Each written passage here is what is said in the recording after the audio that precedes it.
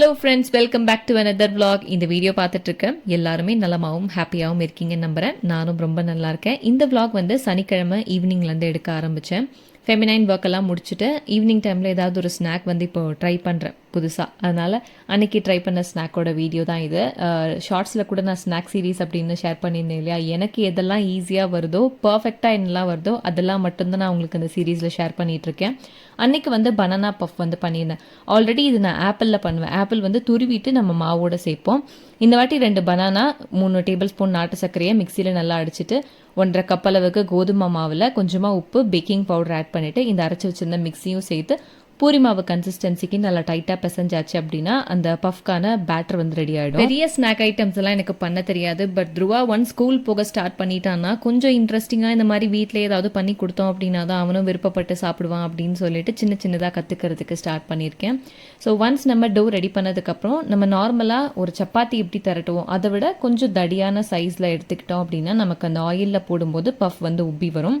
Oil நல்லா முங்குற அளவுக்கு பேனில் சேர்த்து ஒரு பக்கம் சூடு பண்ண வச்சுட்டு இன்னொரு சைடு ரோல்ஸ் எடுக்கிறதுக்கு ஸ்டார்ட் பண்ணேன். ஆல்ரெடி என்கிட்ட குக்கி மேக்கர் இருந்தது. ஸோ அதிலே எடுத்துக்கலாமே அப்படின்ட்டு பானிபூரி சைஸில் தான் வரும். இதை விட நம்ம பெருசாக போட்டோம் அப்படின்னா கூட இன்னும் சூப்பராக இருக்கும். நான் கொஞ்சம் சின்ன சைஸஸில் வந்து எல்லாமே திரட்டி எடுத்து வச்சுக்கிட்டேன்.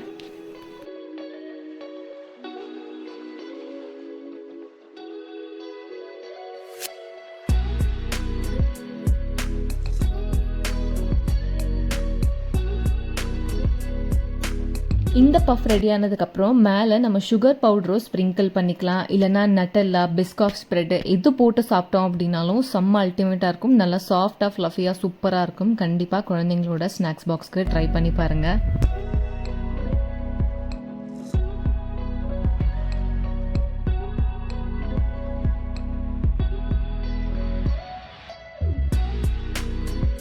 சாப்பிட்டு முடிச்சுட்டு கொஞ்ச நேரம் ஃபெமினைன் ஒர்க் தான் வந்து போயிட்டு இருந்தது. அது முடிச்சதுக்கப்புறம் ஹாலில் கொஞ்சம் சேஞ்ச் ஓவர் பண்ணலாம் அப்படின்ட்டு ஒரு பிளான். சோஃபாக்கு பக்கத்தில் ஒரு ஓடிஜி டேபிள் யூனிட் வந்து வச்சுருக்கோம். நம்மக்கிட்ட மொத்தம் 3 ஓடிஜி இருக்குது பேக்கிங் பர்பஸ்க்காக. ஒன்று வந்து இடம் இல்லை அப்படிங்கிறதுனால ஹாலில் வந்து ப்ளேஸ் பண்ணி வச்சுருந்தேன். பட் அது பார்க்கும்போது அந்தளவுக்கு லுக்காக இல்லை, நல்லா இல்லாத மாதிரி இருந்தது, ஒரு டிஸ்டர்பன்ஸ் மாதிரியே இருந்தது. சரி, அதை வந்து இன்னொரு ரூமுக்கு மாற்றிடலாம். இந்த இடத்துல சிஸ்டம் டேபிள் போட்டு வச்சோம் அப்படின்னா கூட கொஞ்சம் ப்ரெசென்டபிளாக நல்லாயிருக்கும் அப்படின்ட்டு சோஃபாவெல்லாம் நீட் பண்ணி வச்சதுக்கப்புறம் அந்த டேபிள் ஆர்கனைசிங் ஒர்க் தான் வந்து பார்த்தேன். ஏதாவது ஒரு இடம் மாற்றி வச்சுக்கிட்டே தான் இருப்பேன் நான் வீட்டில். ஒரு பொருள் ஒரு இடத்துல இருக்காது. ஒரு மாதத்துக்கு ஒரு வாட்டியாவது இந்த மாதிரி ஏதாவது ஒரு சேஞ்ச் பண்ணிக்கிட்டே தான் இருப்பேன். ஒரு 1 இயர்க்கு முன்னாடி தான் ஏதாவது ஒரு டெக்கரேட்டிவ் பொருள் அழகாக இருந்ததுன்னா அதை உடனே வாங்குறது. இல்லை ஒரு சூப்பர் மார்க்கெட் போனால் கூட எக்ஸ்ட்ரா ஏதாவது ஒரு 4 ஐட்டம் வாங்காமல் வரமாட்டேன். பட் இப்போ வந்து இருக்கிற பொருளே மெயின்டைன் பண்ண முடியல. இன்னும் நிறையா பொருள் சேர வைக்கிறதுக்கு இடமும் இல்லாத மாதிரி ஒரு ஃபீலிங் இருக்குது. அப்படிங்கிறதுனால எல்லாத்தையும் ஸ்டாப் பண்ணிவிட்டு இருக்கிறத கொஞ்சம் நீட்டாக க்ளீன் பண்ணி மெயின்டைன் பண்ணலாம் அப்படின்ட்டு தான் கொஞ்சம் மாற்றி மெயின்டைன் பண்ணிகிட்டு இருப்பேன். இந்த சைக்கிள் வந்து கோவாவில் நம்ம வாங்கியிருந்தது. இப்போதைக்கு டெக்கரேஷனுக்காக வச்சிருந்தது. இது இன்னும் 1 ஹவரில் த்ருவா கைக்கு காணாமல் போயிடும், அவ்வளோதான். ரீசெண்டாக 2-3 மினி விளாகில் கூட சொல்லியிருந்தேன், பெங்களூரில் ஈவினிங் ஒரு 5 மணி ஆயிடுச்சு அப்படின்னாலே கிளைமேட் எல்லாம் மூடி நல்லா மழை பெய்கிற மாதிரி ஒரு ஃபீல் வந்துடும் அப்படின்னு. ஸோ அன்னைக்குமே செம்ம சில்லுன்னு இருந்துச்சு கிளைமேட். ஈவினிங்கு நல்லா சுட மேகி சாப்பிட்டா சூப்பராக இருக்கும் அப்படின்னு ஒரு ஃபீல். சரி, ஓகே அப்படின்னு டக்குன்னு ஒரு மேகி ரெடி பண்ணி வெளியே உட்காந்து எல்லாரும் சாப்பிட்டுட்டு இருந்தோம். மாம்பழ சீசன் இன்னும் ஃபுல்லாக ஸ்டார்ட் ஆகலை, ஆனால் கடைகளில் வர ஆரம்பிச்சிருச்சு இல்லை. எனக்கும் த்ருவா குட்டிக்கும் மாம்பழம்னா உயிர். ஸோ 2 மட்டும் வாங்கிட்டு வந்து 2 பேரும் சாப்பிட்டுட்டு இருந்தோம். த்ருவா என்ன விளையாடுவான், என்கேஜாக எப்படி இருப்பான் அப்படின்னு கேட்டிருந்தீங்கல்ல. இதுதான் பண்ணுவான் பொழுதன்னைக்கும். கார் டிரைவிங் சர்வீஸ் ஃபிக்ஸ் பண்ணுறேன், இதே தான் சொல்லிக்கிட்டு சுற்றிட்டு இருப்பான். அவன் யூடியூப் வீடியோஸில் பார்க்குறதெல்லாம் கூட பார்த்தீங்கன்னா இந்த F1 கார் ரேஸு, அதுக்கப்புறம் அந்த கார் வந்து ஸ்டாப் ஆகும்போது அந்த டயர்ஸ் எல்லாம் டக்குன்னு ஃபிக்ஸ் பண்ணுவாங்க பார்த்தீங்களா. ஸோ அந்த மாதிரி வீடியோவெல்லாம் பார்த்து எப்போவுமே நான் ஃபிக்ஸ் பண்ணுறேன், நான் புதுசாக ஏதாவது பண்ணுறேன் அப்படின்ட்டு இந்த கார் கூடயே தான் சுற்றுவான். டயரில் பண்ணுறது, அப்புறம் காருக்கு அடியில் போய் ரிப்பேர் பண்ணுறது. அவங்க அப்பா கார் ஓட்டுறதுக்கு வாங்கி கொடுத்தாருனா இவர் அதை வச்சு சர்வீஸ் பண்ணிக்கிட்டு இருக்காரு.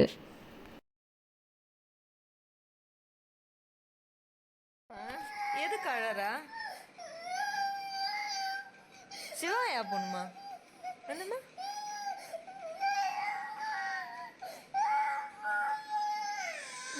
இங்க பாரு, நான் என்ன சொல்லி கொடுத்துருக்கேன் உனக்கு. இங்க வா சரி, இங்க வா. பாய்ஸ் டோன்ட் க்ரை சொல்லியிருக்கேன்ல. Stop it. Boys don't cry Dhruva. Dhruva குட்டி பொறுத்த வரைக்கும் சைலண்ட்டாக இருந்தால் நம்மளை டிஸ்டர்ப் பண்ணாமல் அவன் வாட்டுக்கு விளையாடிட்டு இருப்பான். பட் ஏதாவது ஒரு விஷயம் வேணும் அடம் பண்ணுறதுக்கு ஸ்டார்ட் பண்ணா அப்படின்னா அவனை கன்சோல் பண்ணுறதுக்கே அவ்வளோ கஷ்டமாக போயிடும் நமக்கு. வீட்டில் அழறாங்க அப்படின்னா கூட டக்குன்னு மிரட்டியோ இல்லை 2 அடி போட்டோ உட்கார வச்சிடலாம். பப்ளிக் பிளேஸில் அடம் பண்ணுவான் பாருங்க, ஒன்றுமே சொல்லக்கூட முடியாது, அவங்கள மிரட்டவும் முடியாது, அவங்களுக்கு ஏற்ற மாதிரி கோஆப்ரேட்டிவாக போய் தான் வீட்டுக்கு கூட்டிட்டு வர மாதிரி ஆகிடும். அந்த மாதிரி நிறையா வாட்டி சுச்சுவேஷன்ஸ் எனக்கு துருவா கொடுத்துருக்கான்.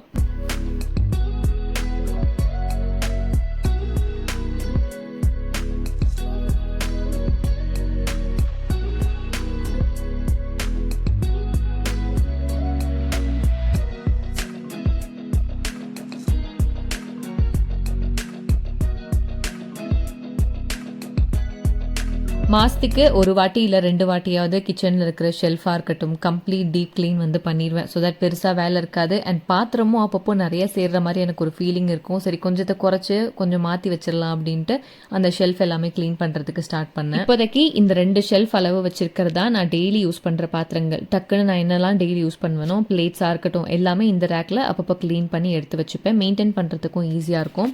இது இல்லாமல் நானாக ஆசைப்பட்டு வாங்கின ஒரு சில பொருட்கள், அதுவும் இல்லாமல் பிஆருக்கு வந்த பாத்திரங்கள், இதெல்லாம் வந்து ஒரு பாதி வார்ட்ரோப்க்கு அடுக்கி வச்சுருக்கேன். அதை அப்பப்போ க்ளீன் மட்டும் பண்ணி மெயின்டைன் பண்ணுறதே தவிர அந்தளவுக்கு பெருசாக யூசேஜே கிடையாது. அப்படிங்கிறதுனால நான் கிச்சனில் வச்சுக்கல, அது இன்னும் ரொம்ப அடப்பாஸ் மாதிரி ஆகிரும் அப்படின்றதுனால அது தனியாக ஒரு ரூமில் எடுத்து வச்சுருக்கேன்.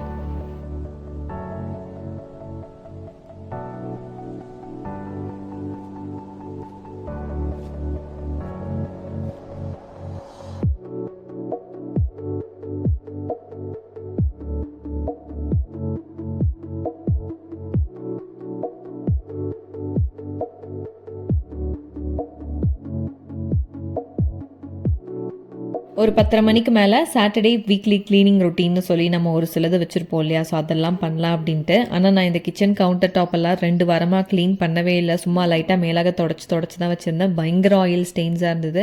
ஸோ கம்ப்ளீட்டாக சோப் போட்டு க்ளீன் பண்ணலாம் அப்படின்ட்டு அந்த ஒர்க் எல்லாமே வந்து பார்த்துட்டு இருந்தேன். ஒரு ஹோம் மேக்கிங் vlogs போடுறேன் அப்படிங்கிறதுனால ஒரு பர்ஃபெக்டான ஹோம் மேக்கர்னு சொல்ல முடியாது. எங்கிட்டையும் நிறையா இம்பர்ஃபெக்ஷன்ஸ் இருக்கும். இந்த மாதிரி க்ளீனிங்லேயும் சரி இல்லை சமையல்லையுமே சரி என்னோட தெரிஞ்ச விஷயங்களை நான் ஒரு ஹாப்பியான vlog-ஆ வந்து ஷேர் பண்ணுறேன். அவ்வளோதான். என்னை ஆரம்பத்துலேருந்தே ஃபாலோ பண்ணுற ஒரு சில ஒர்க்கிங் விமனாக இருக்கட்டும் இல்லை ஹோம் மேக்கர்ஸ்மே வந்து அப்ரிஷியேட் பண்ணி நிறைய மெசேஜ் பண்ணுறீங்க. அதெல்லாம் பார்க்கும்போது ஹாப்பியாக இருக்குது. இன்ஸ்டாகிராம்லேயும் சரி வாட்ஸ்அப்லேயும் சரி என்னை ஆரம்பத்துலேருந்தே ஃபாலோ பண்ணுறவங்க. நம்ம பெங்களூர் வந்ததுக்கப்புறம் என்னோட கரியரை திருப்பி ஸ்டார்ட் பண்ணால் நான் போய் பேங்க்கில் ஜாயின் பண்ணிவிட்டு துருவாவை கொண்டு போய் ஊரில் விட்டது. அப்புறம் அவனை பார்க்காம இருக்க முடியல அப்படிங்கிறதுக்காக கரியரே தேவையில்லைன்னு சொல்லி அதை அப்படியே ட்ராப் பண்ணிவிட்டு திருப்பி ஒரு ஹோம் மேக்கர் ஆகி எனக்கு என்ன தெரியுமோ அந்த விஷயங்களில் ஒரு சின்ன பிஸ்னஸாக ஸ்டார்ட் பண்ணி ஃபெமினைனு.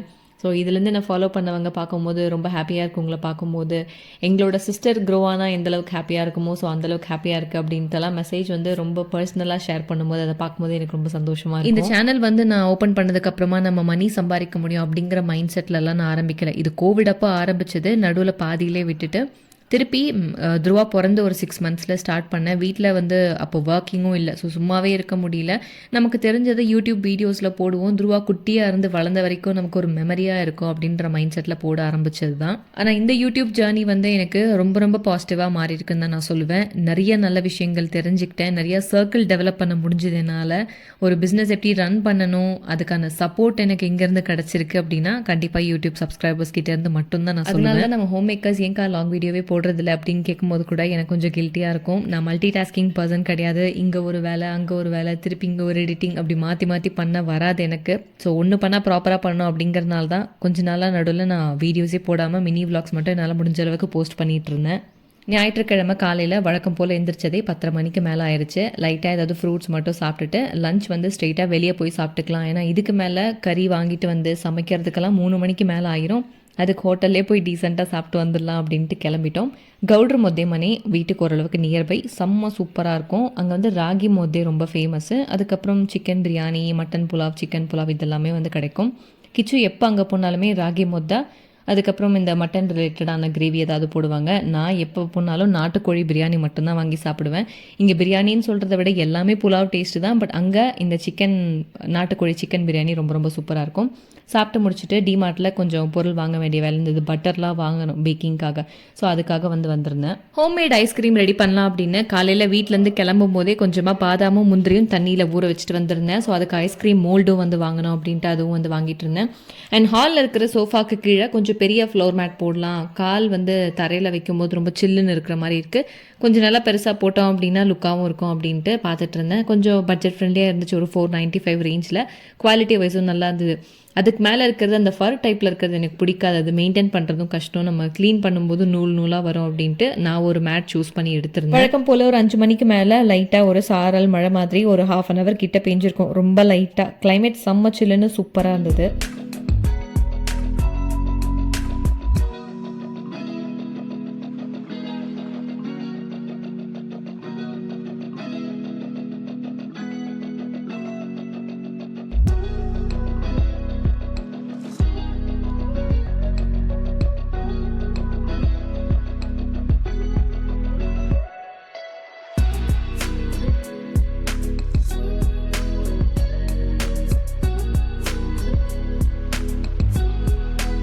ஈவினிங் என்னோட ஃப்ரெண்டுக்கு வந்து ப்ரௌனி ரெடி பண்ணிட்டு இருந்தேன். பெங்களூர் லொக்கேஷன் தான். ஸோ ஒரு 1 hourக்குள்ளேயே பேக் பண்ணி போட்டெல்லாம் அனுப்பிச்சு விட்டுடலாம் அப்படின்னு சொல்லிட்டு. நம்ம ஸ்ட்ரிக்ட்லி ப்ரௌனிஸ் பற்றின அப்டேட் நம்மளோட கியாஸ்க்கு ஃபினிஷிங் ஸ்டேஜ்க்கு வந்துருச்சு. நான் 2 மாசமாக சொல்லிட்டு இருக்கேன் ஓப்பன் பண்ண போகிறோன்னு. பட் இந்த ஒர்க்கும் முடியறதுக்கும் லேட் ஆகிடுச்சு. அண்ட் நமக்கு இன்னும் ஹெச்எஸ்ஆர் லொக்கேஷனில் இடமும் வந்து ப்ராப்பராக அமையலை. பிகாஸ் நம்ம பட்ஜெட் ஃப்ரெண்ட்லியாக பார்த்துட்ருக்கோம் அப்படிங்கிறதுனால கொஞ்சம் டைம் எடுக்குது. இந்த மந்த் இல்லைனா மே மந்த் எண்டுக்குள்ளே நம்ம கண்டிப்பாக எல்லாமே ஃபிக்ஸ் பண்ணி ஓப்பன் பண்ணிடலாம் அப்படின்ற பிளானில் தான் இருக்கோம். பார்க்கலாம். ஸ்டார்டிங்லேருந்தே நம்மளோட ஸ்ட்ரிக்ட்லி ப்ரௌனிஸ்க்கு நல்ல சப்போர்ட் வந்து கொடுத்துட்ருக்கீங்க. ஒரு வாட்டி தான் ஆர்டர் பண்ணியிருப்பீங்க நிறைய பேர் ரெகுலர் கஸ்டமராக இருக்கிறவங்க. பட் நம்மளோட டேஸ்ட்டாக இருக்கட்டும், நம்மளோட குவாலிட்டி, பேக்கிங் எல்லாமே பிடிச்சி போய் இப்போ ரெகுலராக ஆர்டர் பண்ணுறவங்க நிறைய பேர் இருக்கீங்க. மாதத்தில் ஒரு 2 வாட்டியாவது கண்டிப்பாக ஆர்டர் ப்ளேஸ் பண்ணிடுவாங்க. நாங்கள் ரெடி பண்ணுறதுமே பார்த்தீங்கன்னா ஒரு கஸ்டமருக்குமே தனித்தனியாக தான் பேக்கிங் பண்ணுவோம். பல்க் பேக்கிங் அப்படின்றது கிடையாது. பெரிய ஆர்டர்ஸ் வரும்போது பார்த்தீங்கன்னா கிச்சு எடுத்துக்குவாங்க. இந்த மாதிரி சின்னதாக 1/2 kg 1 kg இந்த மாதிரி ஆர்டர்ஸ் எல்லாம் நான் ஈஸியாக பேக் பண்ணிடுவேன். அப்படிங்கிறதுனால இந்த மாதிரி சின்ன ஆர்டர்ஸ் எல்லாமே நானே பண்ணிடுவேன். நம்மளோட பெஸ்ட் செல்லர்ஸ்ன்னு பார்த்தீங்கன்னா எக்கா இருக்கட்டும், எக்லெஸ்ஸாக இருக்கட்டும், ரெண்டத்துலையுமே வந்து ஒரு 4 வெரைட்டிஸ் இருக்குது. மிக்சட் நட்ஸ், பான்வெல் கிரேட்டர், ட்ரிபிள் சாக்லேட், ஹேசல்நட் நட்டெல்லா. இது எல்லாமே ஃபாஸ்ட் மூவிங். மோஸ்ட்டாக ரெகுலராக ஆர்டர் பண்ணுறவங்க இதுக்குள்ளே தான் மாற்றி மாற்றி வந்து ஆர்டர்ஸ் பிளேஸ் பண்ணுவாங்க. அடிக்கடி நானும் கிச்சவும் பேசும்போது நேரத்துக்கு சென்னையில் இருந்திருந்தா ஈவினிங் டைமில் எங்கள் வீட்டுக்கிட்ட இருந்து பீச் ஓரளவுக்கு நியர்பை தான். ஸோ அங்கே போய் டைம் ஸ்பெண்ட் பண்ணியிருப்போம். ஈசிஆர் சைடு தனிக்கும் நமக்கு நல்லா ப்ரைவேட்டாகவே இருக்கும். துருவா விளையாட விட்டுட்டு ஜாலியாக உட்காந்து அந்த பீச்சை ரசிச்சுட்டு இருந்திருப்போம். இங்கே எங்கேயுமே போக முடியல. எங்கே போனாலும் மினிமம் ஒரு 2000-3000 கையில் வச்சுட்டு தான் போகிற மாதிரி இருக்குது. எங்கே போனாலுமே செலவு தான் ஆகுதுங்க.